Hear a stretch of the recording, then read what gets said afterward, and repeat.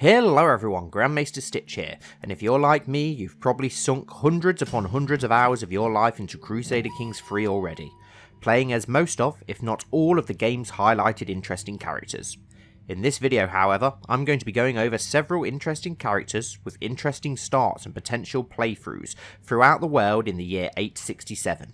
You may have already tried some of these starts, but hopefully I'll be able to introduce you to at least one new playthrough to try. I will also be doing a follow-up video for the 1066 start. First up, we have Prince Rodney, the Great of Gwynedd. Rodney starts out with a more than decent arsenal of stats and traits at his disposal, already having obtained the Architect and Overseer lifestyle traits. He packs a very impressive 21 martial and a respectful 16 intrigue. Unfortunately, however, he's already at the ripe old age of 47, and with 6 sons all waiting for their inheritance, you're going to want to form the Kingdom of Wales pretty quickly, or see your realm splinter into several petty lordships. Thankfully, you're nicely set up in a position to achieve this. You start out with all of Northern Wales firmly under your control, giving you 6 of the 7 de jure counties to form the kingdom, and many small vulnerable Welsh provinces to your south, ripe for conquest. One of which you already possess a claim for, which is owned by your rival and brother-in-law. You also possess a claim upon the Isle of Man.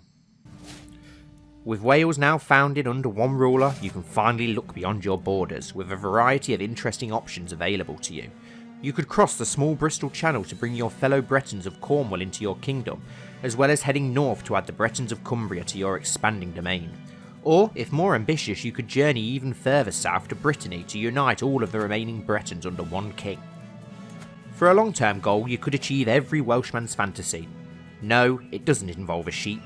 I'm talking of course about destroying the Anglo-Saxons and reclaiming the lands stolen from your ancestors as you achieve the Reclaim Britannia decision, giving you the legendary nickname Pendragon. Overall, this is a really fun and potentially action-packed playthrough as you unite the Welsh, whilst repelling the overwhelming onslaught of Viking and Saxon invaders. But, if you're anything like me, there's one thing more threatening than either of those, and that's trying to pronounce these damn Welsh places. Next on my list is the legendary Viking Harald Fairhair.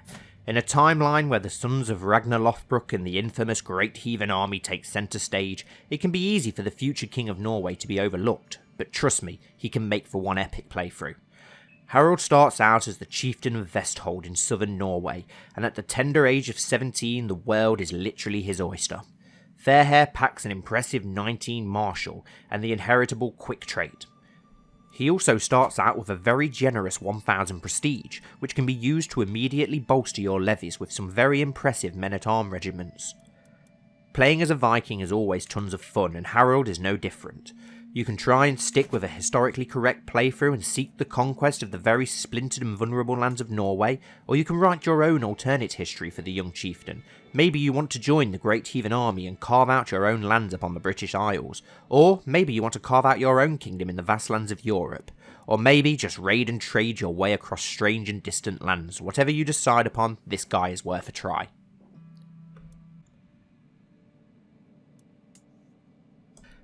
Next is probably my favourite of the bunch. Prince Ibrahim Ahmed is insane both stat-wise and quite literally. He has one of the most impressive stat spreads in the game with a ridiculously high intrigue of 27, which through choosing the right wife and lifestyle focus can raise well within its 30s.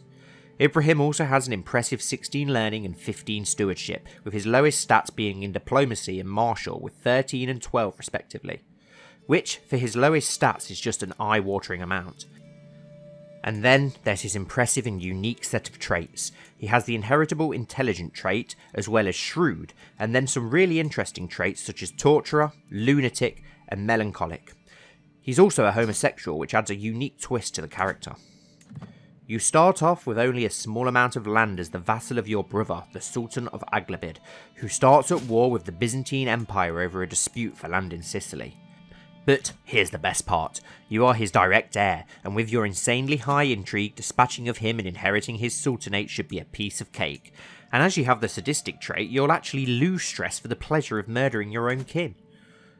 Now with a sultanate and incredible stats, the entire Mediterranean can be yours to torment. You could head north from your lands in southern Sicily to conquer Italy and the papacy itself, gaining yet another Christian holy city for your faith.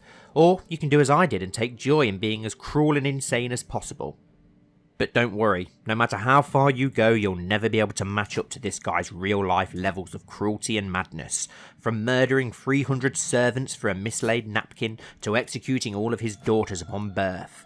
This guy was one crazy bastard. If you love your history, I highly recommend reading up on this guy.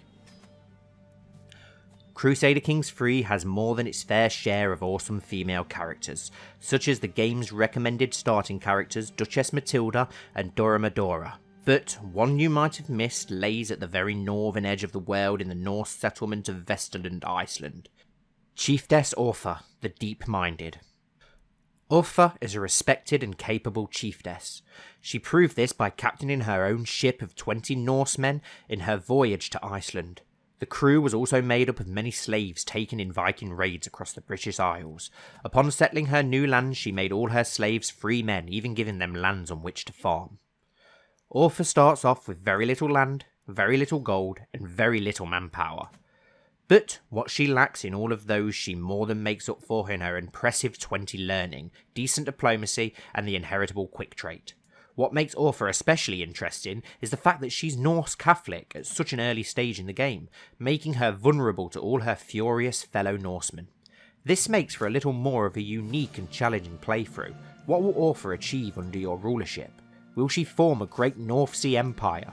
Will she be the shining light to guide all the pagan Vikings to Christianity? Or will you simply lay hidden away to the north and observe as the rest of the world burns? Last but certainly not least, we have Jarl Dyer the Stranger, a fan favourite from CK2's Old Gods. The southernmost Viking adventurer. Well, until Asbjorn Eriksson comes along, that is. If you've not checked out my Raiders of the Adriatic series yet, and you love Vikings and heavy story-based series, I highly recommend it. Anyway, Dyer, in-game, is the disinherited bastard son of the infamous Halfdan Whiteshirt, son of the legendary Ragnar Lothbrok. Though, in real history, everything is a little blurry and confused. Some sources place him as Bjorn Ironside's son, while others claim he wasn't even of noble blood at all and simply a member of Rurik the Troublemaker's clan, who was sent by him to Constantinople but instead took over and settled in Kiev. Dyer starts off with an incredibly high 25 diplomacy, as well as an impressive 17 intrigue and 15 martial. Better than all of that, though, is that wonderfully beautiful inheritable genius trait. Also, although disinherited and far away from home, you start with a huge treasury of 535 gold. Landed far to the south, you have so much potential for expansion and a variety of choice for your playthrough. You can form the Kingdom of Kiev and then go head to head with Rurik the Troublemaker to the north as you both aim to conquer the Rus and form the Empire of Russia. Or you could head south to conquer the southern Slavs of the Balkans, or maybe head east to bring heel to the great horse tribes of the steppe. One thing's for certain, the possibilities as Dyer are endless, and with those impressive traits you and your successors could be unstoppable. And there we have it, that's my list of 5 interesting characters in 867 you have to check out. I hope you enjoyed the video and found some new playthrough ideas for the future. If you enjoyed, be sure to subscribe and keep your eyes peeled for my 5 interesting characters in 1066 video coming soon. Please let me know who your favourite interesting and lesser known characters are in game, and how your playthroughs turned out with them. Maybe they'll make it into a part 2. Once again guys, thanks for watching, and I'll see you next time. Ta-ta.